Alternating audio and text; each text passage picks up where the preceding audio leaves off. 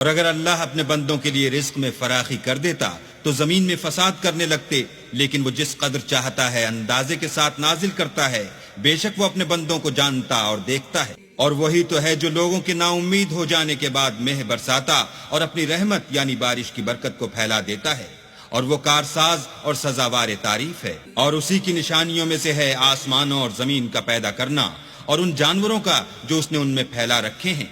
اور وہ جب چاہے ان کے جمع کر لینے پر قادر ہے۔ اور جو مصیبت تم پر واقع ہوتی ہے سو تمہارے اپنے فعلوں سے، اور وہ بہت سے گناہ تم معاف کر دیتا ہے، اور تم زمین میں اللہ کو عاجز نہیں کر سکتے، اور اللہ کے سوا نہ تمہارا کوئی دوست ہے اور نہ مددگار۔ اور اسی کی نشانیوں میں سے سمندر کے جہاز ہیں جو گویا پہاڑ ہیں، اگر اللہ چاہے تو ہوا کو ٹھہرا دے